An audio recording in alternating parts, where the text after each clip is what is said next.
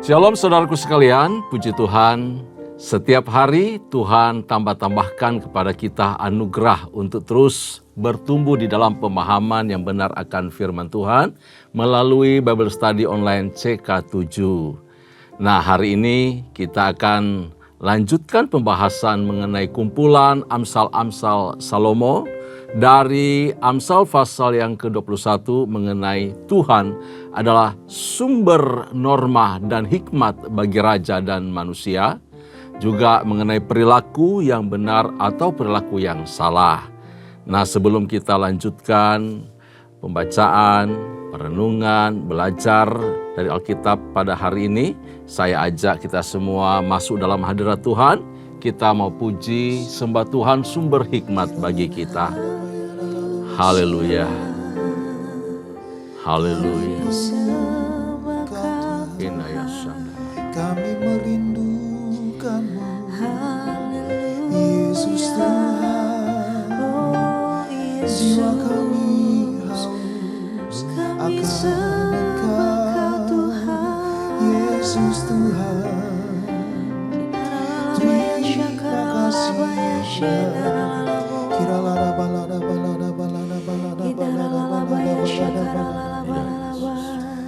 terima kasih Tuhan.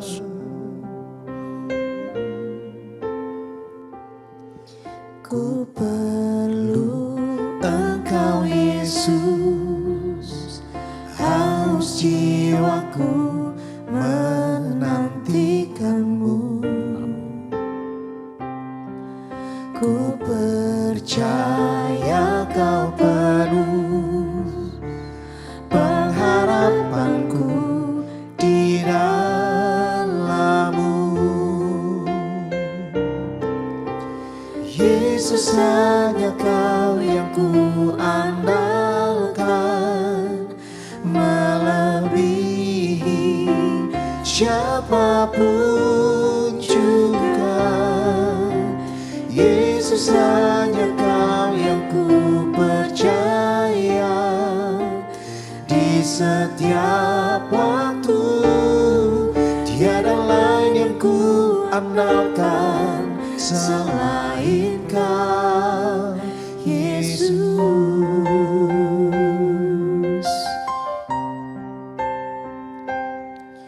Ku perlu Engkau Yesus, haus jiwaku menantikanmu. Ku percaya Kau penuh pengharapanku di dalam-Mu. Ku perlu Engkau Yesus, haus jiwaku menantikanmu. Ku percaya Kau penuh pengharapanku di dalam-Mu. Yesus, hanya Kau yang ku andalkan, melebihi siapapun juga. Yesus, hanya Kau yang ku percaya di setiap waktu. Tiada lain yang ku andalkan selain Kau. Yesus, hanya Kau yang ku andalkan, melebihi siapapun juga. Yesus, hanya Kau yang ku percaya di setiap waktu. Tiada lain yang ku andalkan selain Kau, Yesus.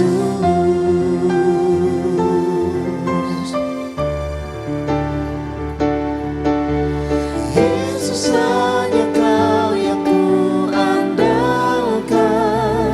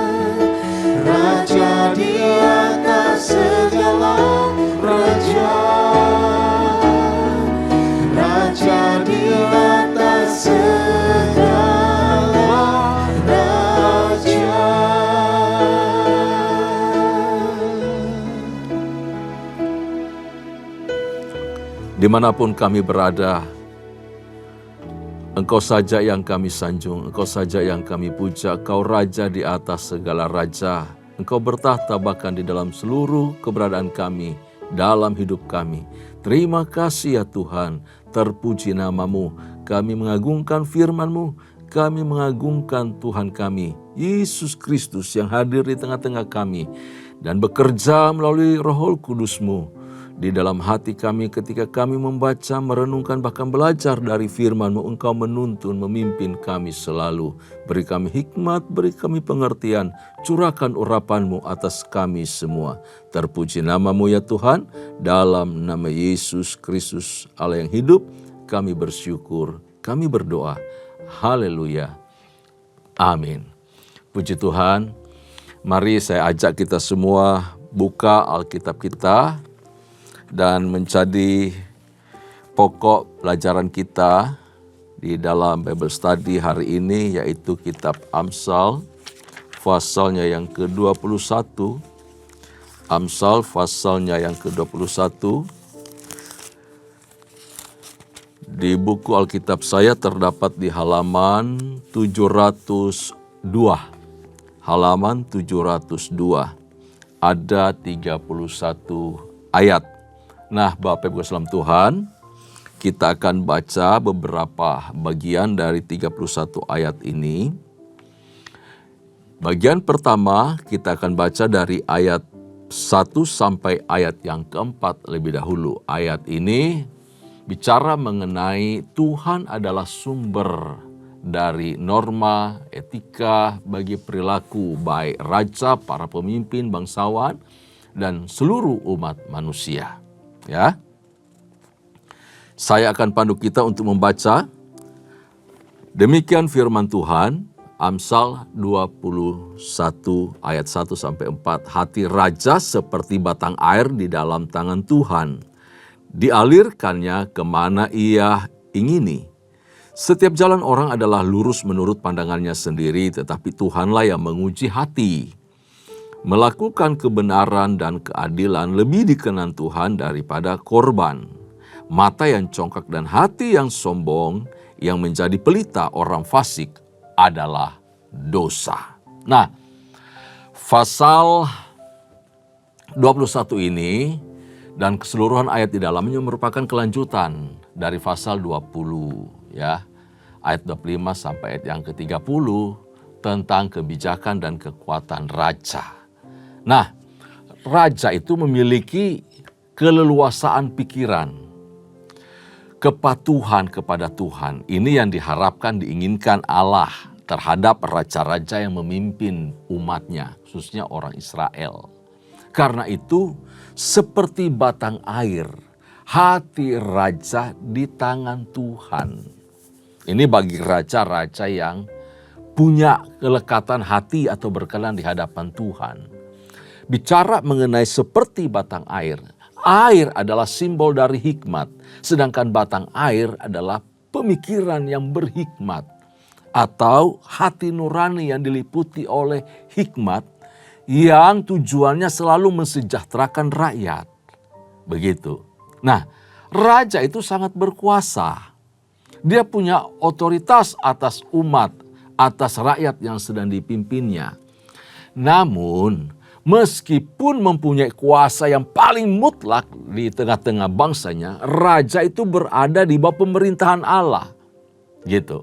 Ini yang berlaku di tengah-tengah umat Allah. Bahkan raja-raja dimanapun, sehebat, sekuat, seperkasanya dia, seberdaulatnya dia atas bangsanya, tetap kuasa Allah di atas dari kuasa raja. Allah itu menggerakkan hati raja. Allah itu mengatur semua peristiwa yang terjadi. Bahkan dalam kendali raja sekalipun, Allah sanggup mengintervensi. Jadi, Allah menggerakkan hati raja dan mengarahkan seluruh kehendaknya untuk kepentingan rakyat, mensejahterakan rakyat. Karenanya itu, raja adalah alat di tangan Tuhan. Siapapun dia, pemerintah itu dikatakan sebagai alat di tangan Tuhan. Dia adalah wakil Allah dan punya tujuan mensejahterakan rakyatnya, setiap umat yang ada di dalamnya. Karenanya itu setiap orang yang ada di bawah pemerintahan raja itu harus tunduk, taat, takluk di bawah kuasanya. Kalau tidak, pedang raja akan berlaku. Pedang itu hukum. Karenanya itu juga orang percaya, orang Kristen diwajibkan oleh Allah untuk mendoakan pemerintah. Supaya apa? Ketika setiap kita berdoa untuk pimpinan Allah berlaku atas raja, untuk kuasa Allah berlaku atas raja, maka yang terjadi rakyat kita juga di dalamnya menikmati kesejahteraan, dilindungi, diberkati. Jadi kesejahteraan rakyat itu tergantung mutlak pada kesediaan raja untuk mentaati perintah Tuhan. Apalagi kalau raja itu sungguh-sungguh tunduk, takluk, hormat, takut akan Allah. Wow, itu yang terjadi adalah kesejahteraan, perlindungan, menang perang, pemeliharaan dari Allah. Itu nyata sekali bagi umatnya, bagi rakyat yang sedang dipimpin oleh raja tersebut. Di ayat 2 dikatakan tadi setiap jalan orang adalah lurus menurut pandangannya sendiri, tapi Tuhanlah yang menguji hati. Di ayat 2 ini merupakan simbol dari sikap dan perilaku manusia. Jalan namanya. Jalan. Ya, jalan berarti bicara mengenai tindakan, perilaku. Nah, sikap yang dianut dan perilaku yang dilakukan pada umumnya dinilai benar menurut pikiran sendiri. Ya, menurut penilaian sendiri. Tetapi ingat, Tuhanlah yang menguji pikiran dan hati yang paling dalam dari setiap orang, termasuk raja sekalipun. Orang boleh bertindak dan merasa itu tindakannya benar. Orang boleh berkata keputusanku tepat, niatku benar, motivasiku betul, itu omongan dan menurut penilaian pribadi.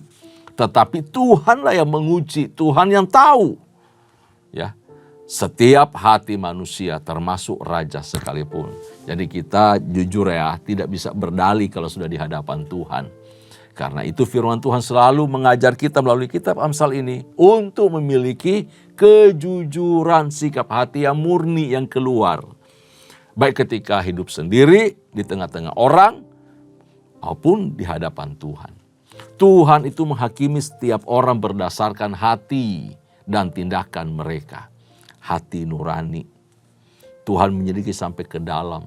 Tidak ada yang tersembunyi di hadapan Tuhan. Amin. Nggak ada yang tersembunyi. Kita bisa bersandiwara di hadapan manusia, di hadapan siapa saja yang kelihatan, tetapi kita nggak bisa bersandiwara di hadapan Tuhan. Ya, jalan kehidupan bisa sepenuhnya benar bila pikiran kita itu diterangi oleh firman saja. Betul. Jalan sekali lagi, jalan kehidupan kita bisa sepenuhnya benar, tepat, bila pikiran kita itu diterangi oleh Tuhan. Kalau pikiran kita yang menguasai seluruh kehidupan ini, karena buah pikir itu bersumber dari hati dan diputuskan oleh pikiran untuk mengerjakan atau tidak, ya atau tidak, mengucapkan atau tidak, bertindak atau tidak, itu keputusan pikiran yang mengendalikan semuanya. Jadi kalau pikiran ini diterangi oleh firman Tuhan, maka hal yang benar akan terjadi. Hal yang benar kita lakukan, keputusan yang benar kita lakukan. Ya. Nah, berlaku benar dan adil dan mengasihi sesama itu lebih dikenan Allah, dikenan oleh Tuhan daripada kurban bakaran. Kenapa? Orang bisa saja rajin melakukan ibadah. Orang bisa saja rajin melakukan hal-hal yang rohani sifatnya. Tetapi sebenarnya hatinya jauh. Tetapi sebenarnya perlakukan itu di luar dari keinginan, di luar dari kehendak hati yang paling dalam, di luar dari iman dan tanpa pertobatan. Mengerikan sekali Bapak Islam Tuhan. Tapi kalau kita melakukan sesuatu, hal-hal perkara rohani, termasuk mempersembahkan korban, melayani Tuhan, dilakukan dengan iman, dengan kesungguhan hati, dengan mengasihi Allah, dan hidup dalam pertobatan, Allah berkenan atas seluruh kehidupan kita, atas seluruh ibadah kita, atas seluruh kurban persembahan yang kita berikan kepada Tuhan. Termasuk ketika kita memuji Tuhan, termasuk ketika kita datang beribadah, kita memberi kurban persembahan, kurban syukur. Apapun yang kita lakukan, semuanya akan menyenangkan hati Tuhan jika itu dilakukan dengan iman, dengan hati yang mengasihi Allah dan hidup dalam pertobatan. Amin. Kita lanjutkan dengan ayat yang ke-5 sampai yang ke-20.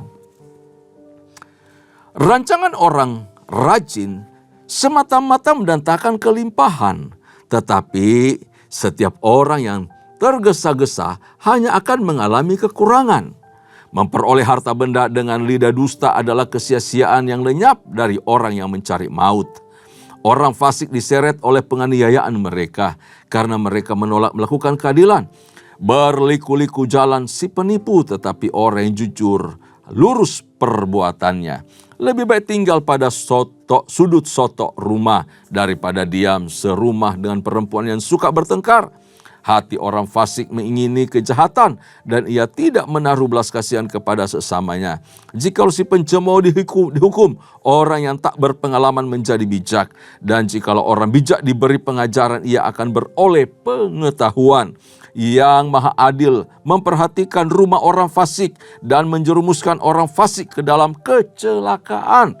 Siapa menutup telinganya bagi jeritan orang lemah, tidak akan menerima jawaban kalau ia sendiri berseru-seru. Pemberian dengan sembunyi-sembunyi memadamkan marah, dan hadiah yang dirahasiakan meredakan kegeraman yang hebat. Melakukan keadilan adalah kesukaan bagi orang benar, tetapi menakutkan orang yang berbuat jahat. Orang yang menyimpang dari jalan akal budi akan berhenti di tempat arwah-arwah berkumpul. Orang yang suka bersenang-senang akan berkekurangan. Orang yang gemar kepada minyak dan anggur tidak akan menjadi kaya. Orang fasik dipakai sebagai tebusan bagi orang benar dan pengkhianat sebagai ganti orang jujur. Lebih baik tinggal di padang gurun daripada tinggal dengan perempuan yang suka bertengkar dan pemarah. Harta yang indah dan minyak ada di kediaman orang bijak, tetapi orang yang bebal memboroskannya. Nah, diberitahu tadi bahwa dari ayat yang kelima yang sedang kita baca atau yang sudah kita baca tadi, bahwa hal didikan hikmat tentang orang kaya dan orang yang tak benar itu diatur pada sikap dan tindakan, baik kerajinan maupun perencanaan yang matang dari masing-masing pribadi. Kalau orang berhikmat, orang benar, yang dididik dengan pengetahuan yang tepat dan benar, maka dia akan rajin. Dia akan berupaya menerapkan apa yang telah dimengerti, diketahui, dan hikmat yang diperoleh. Lalu merancangkan matang-matang setiap hal yang akan dikerjakannya. Tetapi kehidupan orang yang tidak benar, sudah nggak punya pengetahuan, menolak hikmat, maunya menurut pikirannya sendiri, idenya sendiri, menurut dia itu sudah benar, lalu dilakukan dengan tergesa-gesa. Tetapi orang yang melakukan perencanaan pasti mengalami kelimpahan. Gitu ya. Karena itu penulis Amsal sini bicara mengajarkan kita untuk tidak gegabah, untuk tidak ceroboh, ya, di dalam mengambil keputusan atau di dalam bekerja. Nggak usah terburu-buru. Karena kalau kondisi itu kita lakukan, maka akan mengalami kekurangan, kesusahan, kegagalan, kerugian. Jadi banyak hal yang tidak baik di dalam keterburu-buruan, ketergesa-gesaan.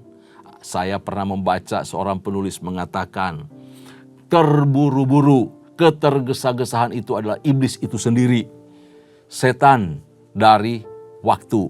Jadi betapa kita mesti stop sejenak, merenungkan, berpikir, merancang dengan matang. Supaya apa? Menghasilkan hasil-hasil yang baik. Ya, bahkan apalagi harta yang diperoleh, dikatakan oleh penulis Amsal tadi, bahwa harta yang diperoleh dari hasil penipuan adalah sia-sia. Sudah malas berpikir panjang, sudah malas merencanakan sesuatu, sudah malas bekerja, niatnya adalah mencuri, merugikan orang lain. Tetapi hasilnya adalah kesia-siaan dan ujung-ujungnya membawa kepada maut. Nah, ini yang selalu dikerjakan oleh orang fasik. Lalu dia merampas, menganiaya orang, menipu tanpa belas kasihan kepada sesama. Ya, nah orang-orang seperti ini jalannya berliku dan akhirnya juga dapat balasan.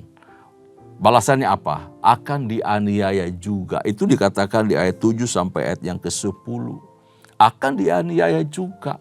Perilaku tersebut sama seperti, ya, dikatakan di sini sama seperti perempuan yang suka bertengkar, yang membuat orang lain menderita.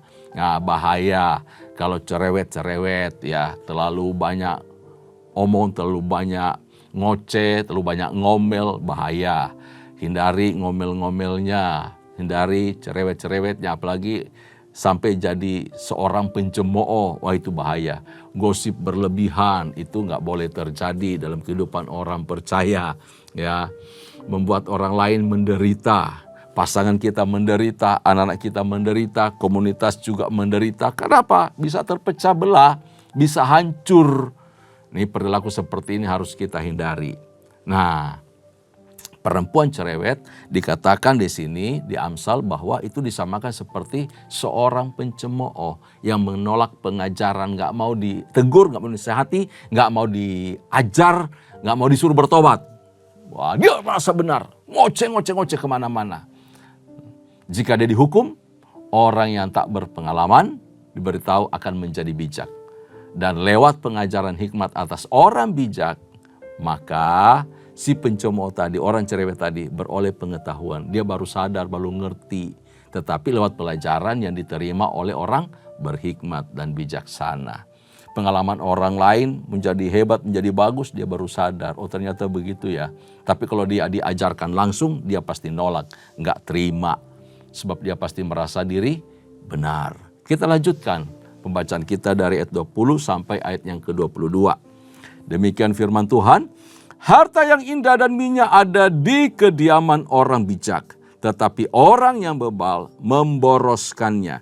Siapa mengejar kebenaran dan kasih akan memperoleh kehidupan, kebenaran dan kehormatan. Dua-dua, orang bijak dapat memanjat kota pahlawan-pahlawan dan merobohkan benteng yang mereka percayai. Nah, selanjutnya di ayat 22 ini, 20 sampai 22 mengenai perolehan kehidupan orang benar, kehidupan orang bijak, kepemilikan, ya. Dan kehidupannya seperti apa? Bahwa orang benar itu menyelenggarakan pesta, suka, ya betul.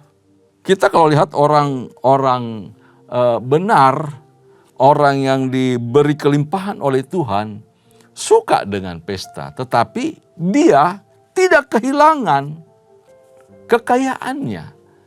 Dia tidak kehilangan hartanya. Dia tidak kehabisan sama sekali. Kenapa? Dia bisa mengontrol diri di dalam memakai hartanya. Tetapi orang bebal dikatakan menghabiskannya.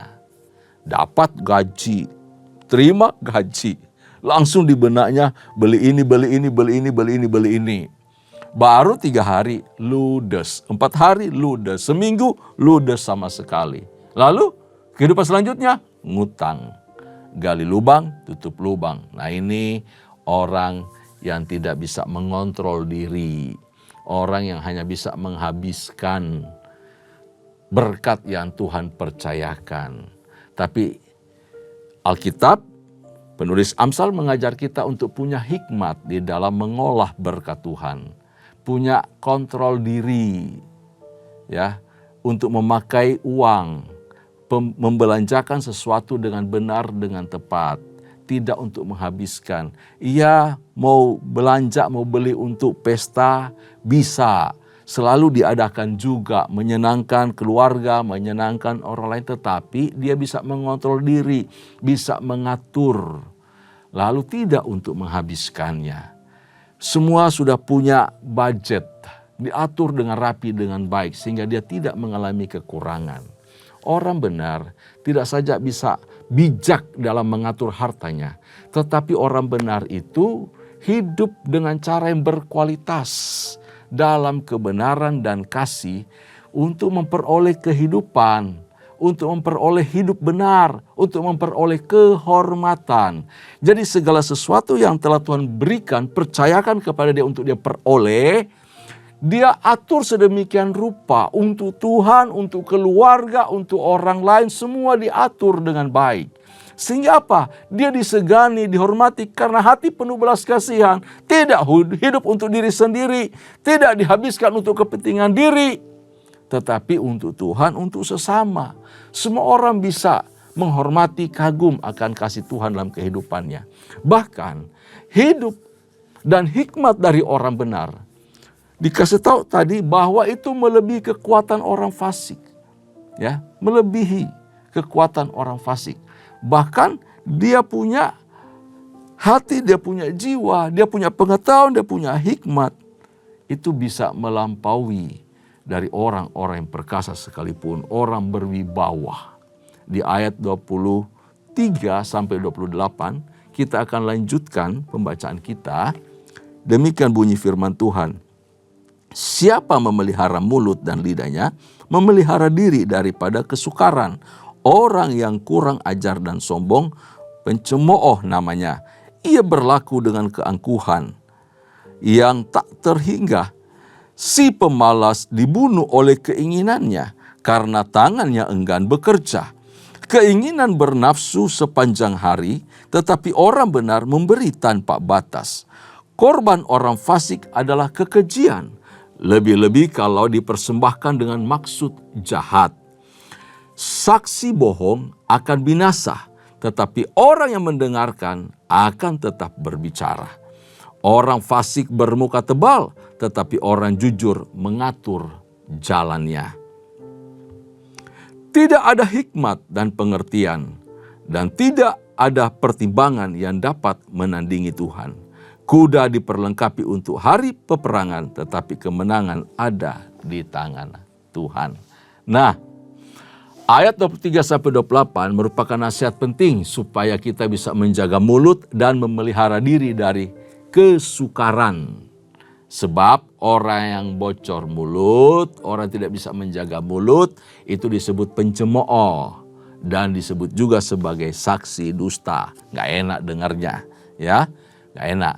Jadi mari kita jaga mulut kita jaga, kita kendalikan sungguh-sungguh diri kita terhadap apapun untuk kita sampaikan, kita utarakan. Kita kendalikan diri kita dari segala tindakan perilaku kita yang dinilai dan dianggap oleh orang lain sebagai bentuk pemberosan, sebagai pencemooh, bahkan sebagai saksi dusta. Lebih baik kita bersihkan hati, pikiran, mulut kita, dan untuk menjadi saksi Kristus, berkat bagi banyak orang lain. Amin. Kita bisa mengendalikan apa saja yang kita pikirkan. Kita bisa mengendalikan apa yang kita perkatakan. Kita mengendalikan diri dari perilaku-perilaku kita. Berlaku benar di hadapan Tuhan dan di hadapan sesama. Ayat penutup tadi di ayat 29-31 itu bicara mengenai Tuhan adalah sumber hikmat dan kekuatan. Bahwa orang fasik itu bermuka tebal. Bermuka tebal artinya tidak malu atas kebejatan moral dari niat-niat jahat yang dirancang, dipikirkan, dan dilakukannya. Tetapi orang jujur mempertimbangkan sikap dan tingkah lakunya. Kalau saya bertindak begini, benar nggak? Kalau saya berkatakan ini, orang tersinggung nggak? Marah nggak ke saya? Semua dipertimbangkan dengan baik. Tingkah lakunya itu diatur dengan baik. Dan tidak ada niat, ini penting nih, tidak ada niat jahat yang tersembunyi. Semua jenis hikmat berasal daripada Tuhan dan seharusnya dipergunakan untuk menyenangkan Tuhan saja. Jadi tidak ada sesuatu yang tersembunyi di dalam dirinya untuk berniat buruk jahat. Tetapi betul-betul dia menyadari bahwa karena ini berkat, karena hikmat pengetahuan datang daripada Tuhan. Semua yang ada padaku bersumber dari Tuhan, maka semua dikembalikan, dipergunakan untuk hormat, kemuliaan bagi Tuhan, menyenangkan hati Tuhan saja. Pun diberitahu tadi ya, ayat 31, bahwa kemenangan dalam peperangan bukan dari canggihnya senjata, besarnya pasukan militer atau banyaknya kuda yang dipersiapkan raja tidak akan menentukan kemenangan. Tapi kemenangan itu ditentukan oleh Tuhan. Ini sehubungan dengan kehidupan bangsa Israel. Terbukti setiap kali mereka mengandalkan Tuhan, pasti mereka menang. Tapi kalau mereka melupakan Tuhan, mengandalkan kekuatan militer dan juga kuda-kuda, wah, mereka pasti mengalami kekalahan. Ya, kemenangan di dalam peperangan diraih oleh raja, oleh umat ketika mereka mengandalkan Tuhan. Demikian kehidupan kita setiap hari. Melewati peperangan rohani dari waktu ke waktu. Peperangan rohani di pikiran, di hati, dalam keluarga, dimanapun kita berada. Hidup kita selalu diliputi oleh peperangan rohani. Dan musuh kita adalah rancangan si jahat, rancangan dari si iblis.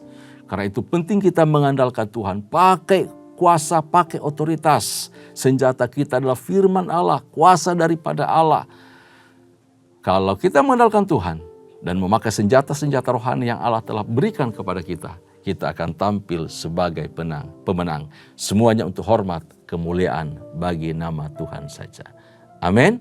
Selamat menjadi pemenang, selamat hidup mengendalikan diri, selamat hidup kita persembahkan untuk hormat, kemuliaan nama Tuhan saja. Tuhan Yesus memberkati kita semua. Puji Tuhan, itu semua Amsal, berkat dari Amsal pasal 21 untuk kita. Mari tundukkan kepala, kita berdoa. Kami mengucap syukur untuk hari ini. Terima kasih ya Tuhan, Engkau menyingkapkan kepada kami pengertian, pengetahuan dan hikmat yang datang daripada Allah. Untuk bagaimana kami hidup di hadapan-Mu sebagai orang benar. Terpuji-pujilah nama-Mu. Terima kasih ya Tuhan, berkati setiap pribadi, para suami, para istri, orang muda. Semua Tuhan memberkati pekerjaan pelayanan mereka dimanapun mereka berada. Atau apapun yang mereka kerjakan, semua bagi nama Tuhan saja. Terima kasih Bapa, dalam nama Yesus kami mengucap syukur, kami berdoa, haleluya. Kekasih-kekasih Tuhan, mari arahkan hatimu di hadapan Allah, terimalah anugerah serta berkat yang melimpah dari Allah Bapa, kasih sayang di dalam Kristus Yesus Tuhan, serta persekutuan yang manis dengan Allah Roh Kudus, menyertai kita mulai hari ini sampai parusia Tuhan datang pada kali yang kedua, bahkan sampai selama-lamanya. Setiap kita yang percaya dan terima berkat, sama-sama katakan, amin, amin, amin. Tuhan Yesus memberkati kita, shalom.